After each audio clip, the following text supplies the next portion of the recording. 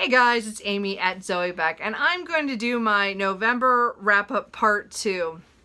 I didn't read anywhere near as much as I did in the first half of the month, which is kind of surprising, except maybe I chose the wrong nonfiction books to read. So I'm taking part in Nonfiction November, or I took part of it, and it was really great. I actually finished 6 books in the month that were nonfiction, while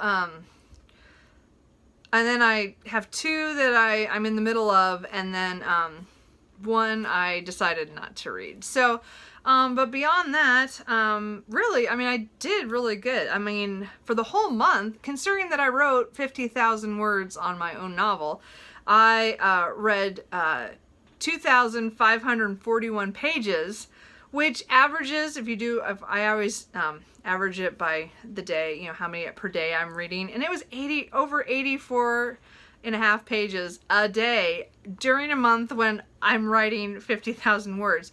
So I thought that was really good. I have never read that much during a writing project like that.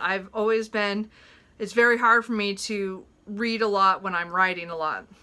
And so this was really great. By doing nonfiction and doing a lot more audiobooks, I really got a lot more done, which I think was great. And there were some books that I really enjoyed earlier in the month.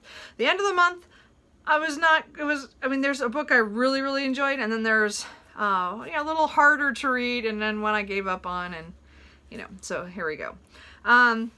So the one I really enjoyed, which I'll just bring up, was Killers of the Flower Moon by David Grann. Now, I listened to this in my car. I bought the audiobook. Of course, I found out my dad owned the book, so if I had known that, I would have taken his book and not paid for my book.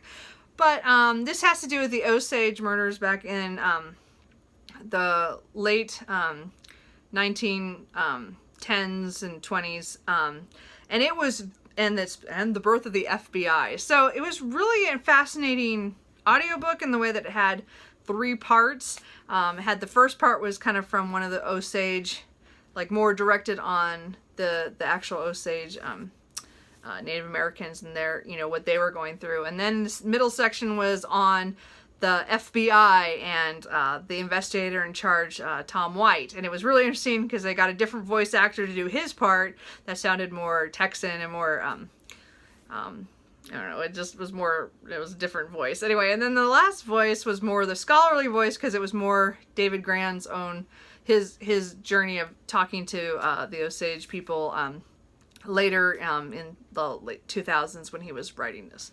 So I thought it was very fascinating how they changed narrators, but the book itself was really good. I really enjoyed it, and I'm glad I listened to it because it was a crime book, so I kind of like those. And I liked it had to do with the FBI, so it kind of makes me want to go out and get something more on the FBI. Like, I really would think J. Edgar Hoover was weird, and I really kind of want to read a biography on him. I don't know. I think it'd be kind of fascinating. Anyway, so that one I really enjoyed. Again, because I liked the mixture of, it was a lot of human element in the story of people who... Not so much there's things left from when those people who were alive during that time and what they went through, but it's mostly their descendants saying, well, this is how we felt about it, and this is how the whole family it's carried through. And I thought it was, as I said, it was very fascinating, the whole thing. So I really enjoyed that, and I finished that in the month. So the other nonfiction book that I have not finished is the book by Kevin Houston, and this thing is really dense, but I found it fascinating because it talks about paper in the first part, and then going from papyrus to parchment, and then to pulp, and the different variations within them, and what different cultures did what to make paper and stuff, or to get to the point where they're making paper and making it, and it's easier to make, and it was very fascinating. Then the second part was more on the printing, going from, script to printing, and it was very, as I said, I've read 2 sections now, so I'm kind of going into the illustrations and font or later, and there's some other things, and actually making the book, and so it's kind of a fascinating look because it's a cover-to-cover exploration of the most powerful object of our time.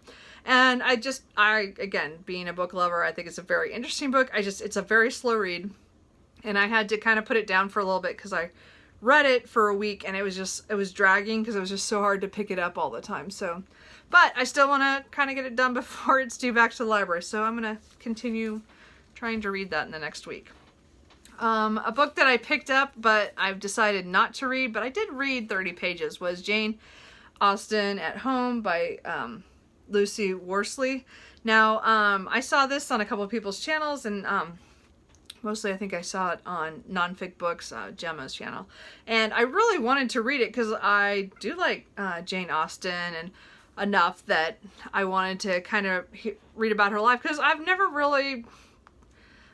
again, a lot of times I read books, I don't care all that much about how the author's real life is. Like, their books are the world that I want to live in. And so, but every once in a while I have to remember and be more critical of the whole, okay, well, maybe those are written in a certain way because of how their life was. And, you know, again, enough time has gone by for Jane Austen that I should be able to look at her life and reflect what her writing does with her own stuff, or her own life was like.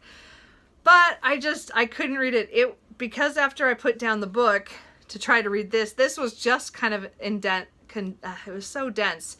And I just felt like it was going to be kind of hard. I didn't realize how hard her life was in some ways. I guess I hadn't really thought about it, which is kind of sad. But I will get this book again sometime when I want to pick up a nonfiction book, and this is the only one I'm picking up. So I just feel this is not the time for it, but I am going to come back to this. So, then I'm just going to quickly do my kind of Friday reads part of this. I started 2 books on the last couple days of the month.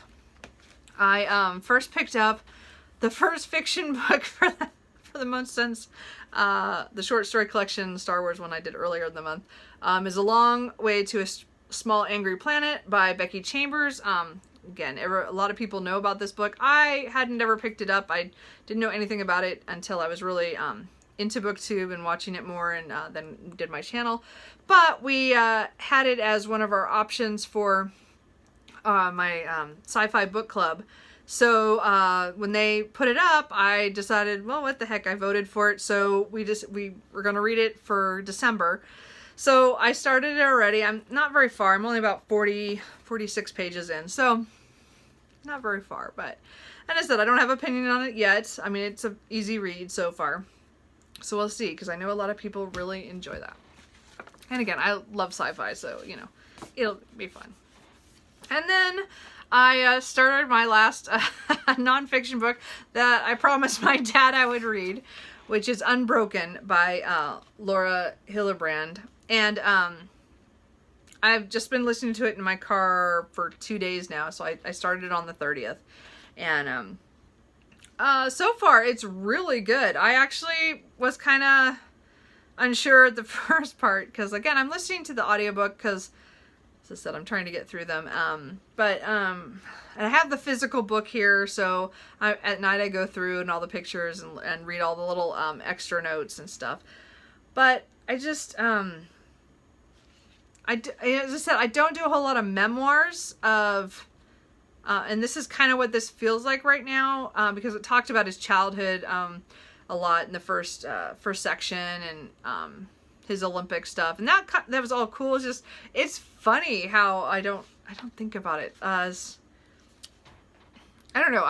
You know, again, you want to get to the part about the story of survival and resilience and redemption that it says down here. Anyway, but I mean, again, you get his whole life story, which is, it was cool. It's just, I was not expecting so much in the beginning of his childhood, which, why I didn't, I don't know. But I am enjoying it so far, and I'm going to continue listening to it, and so that I can tell my dad by Christmas that I've read it. So I am working on that now. So that is all the rest of the stuff that I read for November, or partially read, or trying to read. I didn't, as I said, I only finished Killers of the Flower Moon since my last wrap-up. But, I mean, I did finish 6 books for Nonfiction November. Again, I do have 2 in progress still. But I think I did really well, considering that I don't usually read nonfiction except for once in a great while. So I think it was a really great thing, and I really appreciate Olive at abookolive and Gemma at Nonfic Books for sponsoring this and putting it out, and then making all the videos so that we find out all these new nonfiction books. So of course I've bought a lot more nonfiction this month just because I've been thinking about it and watching everybody's videos on it. And I have a whole list of stuff I still want to get or get from the library or something. So I don't know. It's been great and I really enjoyed it. So anyway, that's it for now. I will see you guys later. If you read any of these or want to talk about them, let me know. See you guys later. Bye.